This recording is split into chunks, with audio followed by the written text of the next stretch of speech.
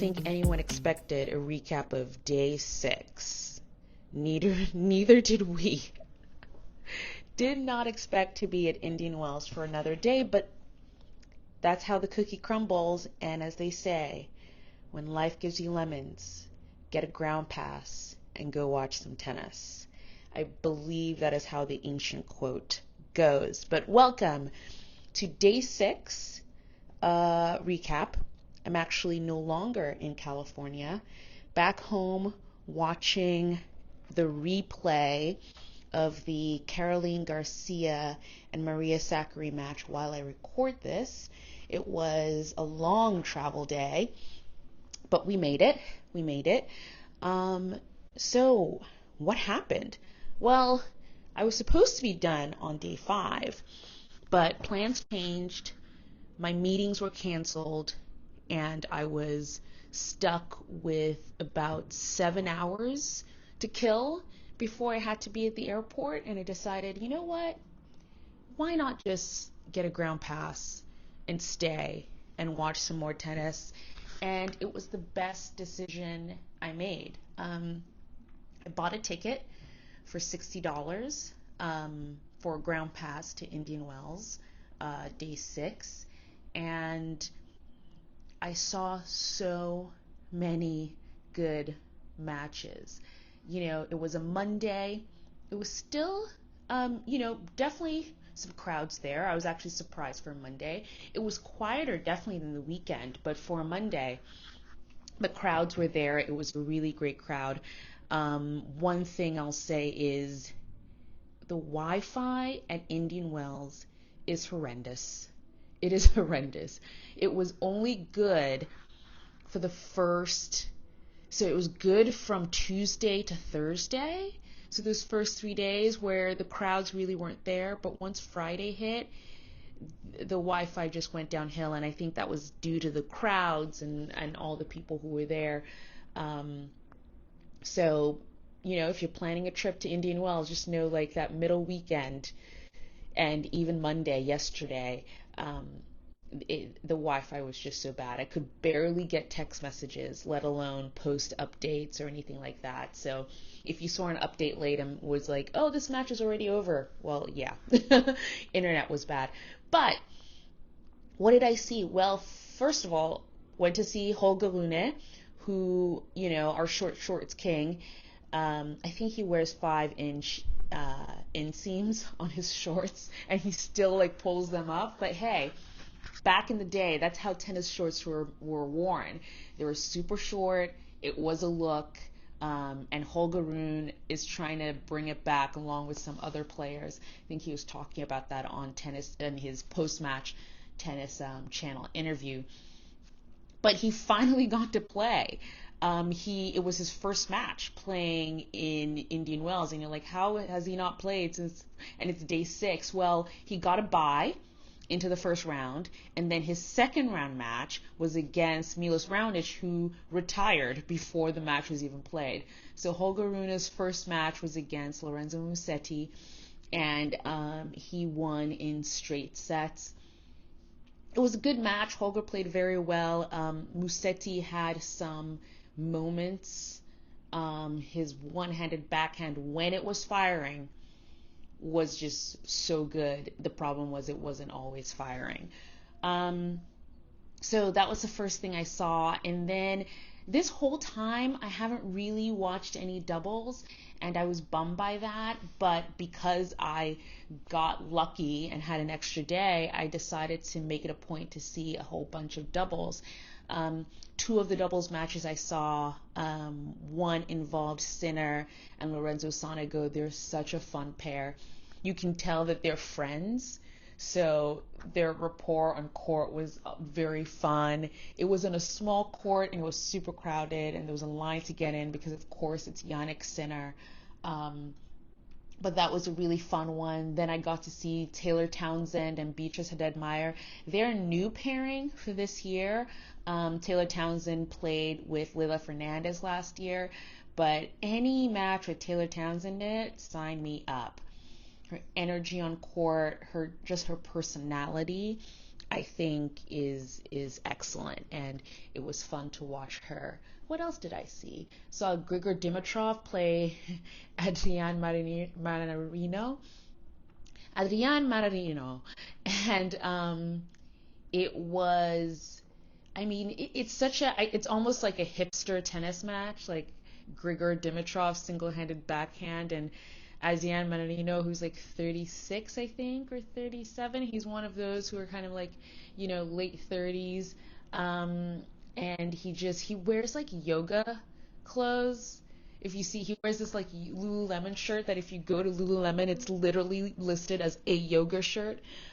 He definitely has an interesting style on court in his kit and also in just his style of play. It's definitely a very hipster tennis pairing match to watch, but that was fun. Saw Tommy Paul look absolutely fabulous on court, to defeat Ugo Humbert, who Ugo Humbert is coming off of 2 titles this year already. He's in really good form, but he did not look great, and I don't know if he just had a lower level or Tommy Paul affected that level, but Tommy Paul was looking great, and that was one of the last matches I saw before I left the grounds. I just remembered Tommy Paul being interviewed on court, and the interviewer was kind of like, hey, so, you're probably going to get Novak Djokovic next. What do you think? And, he gave, the typical answer, try my best. I come to win, all that stuff.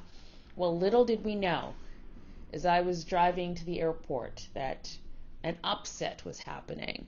And that was part of my day 6, I guess, because I was catching up on matches while I sat in the airport just to see that Luca Nardi had defeated Novak Djokovic in the night session. And, I mean, that's a huge upset. Luca Nardi is ranked, I think, 123 in the world at the time.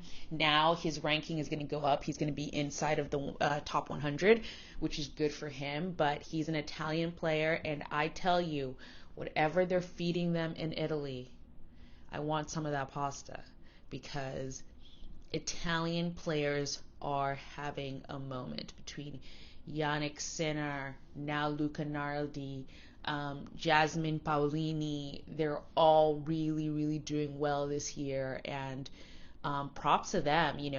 I tend to mention tennis players' nationalities, especially this year, because it's an Olympic year. And, I think, the Italian Tennis Federation is probably super excited about the roster that they have for this year and the options that they have, with the possibility of winning medals, gold medals possibly. But yeah, so that was my day 6. And, it was a great example of how much a ground pass can get you. And it was such a last minute decision to just get one and stay.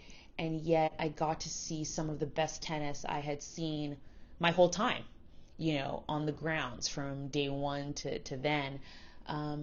So never underestimate a ground pass. And sometimes I think we we don't know who players are, or you're only looking at the big names. Like, you're like, oh, well, Novak is playing in the night session on the big stadium, so you want to go see that. And yes, if you were there yesterday, that was the ticket to have, because it was a huge upset. But sometimes I think just getting a ground pass and finding out about new players and learning who they are and following them on a journey throughout the season is sometimes a lot more fun. I discovered Fabian Marozsan, who is a Hungarian player, because last year he defeated Carlos Alcaraz in his second round match in Rome, the Rome 1000, and I thought, who is this guy? And I looked him up, and found out he had been doing well on the Challenger circuit, and I just followed him throughout the year. And then I was able to see him play at the U.S. Open last year. He actually had a match against Adrian Manarino. Again, I think I love a little bit of some hipster tennis. Fabian Marjan and Adrian Manarino is definitely a hipster tennis match.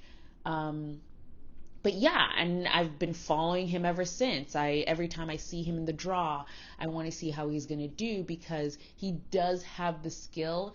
Yes, he's not, all of a sudden the top 50 or the top 40 or anything like that, but it's nice to discover new players that you can follow throughout their career if they spark your interest. And sometimes a ground pass lets you do that because you're usually watching tennis on the outer courts where these lower ranked players are playing. And also on a day like yesterday, there was a lot of doubles. And, we want to promote doubles here. I think it can be a very fun format. They don't have ad scoring. It's just sudden death and deuce. So it can be a great format, and we're all here for watching more doubles. I think we should all watch more doubles, and hopefully that section of the tour will grow more and more. But that was my surprise day 6, a really, really good surprise. All in all, I think Indian Wells was a great experience.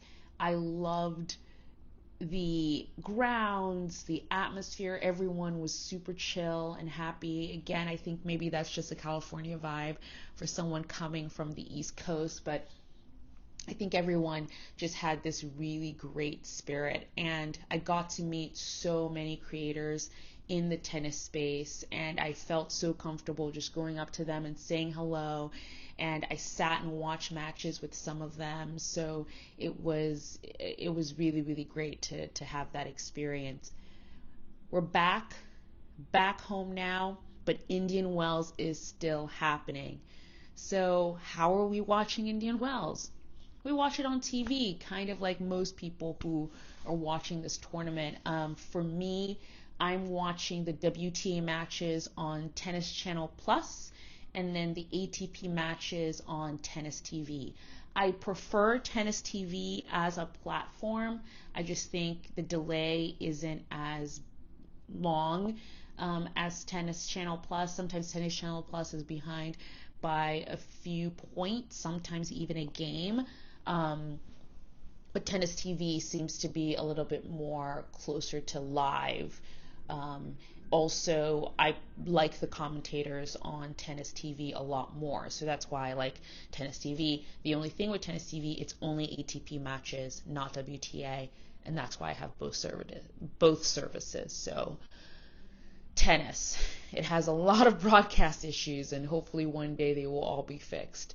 But yeah, let me know how you are watching Indian Wells. If you rate this podcast, leave a review with how you're watching the Indian Wells tournament. And we can share that with everyone because sharing is caring. There's a full episode coming your way. It's either going to be right after this or just before, depending on how the upload works. But we were able to record a full episode 12 of Ground Pass Podcast, where Nick asked me a bunch of questions about what it's like attending Indian Wells, and we talked about some of the matches as well. Also included in that are interviews that I was able to get with some players during the press conferences. So that's really great because it's sort of like right after their match and they're able to give you a little bit of color of how they were feeling or what they're thinking and their planning is, which is always fun to hear. So thanks again for joining me on this sort of daily recap journey of my Indian Wells experience. And if you're listening to this, you're getting the preview here first. I'm going to Miami, baby. See you there.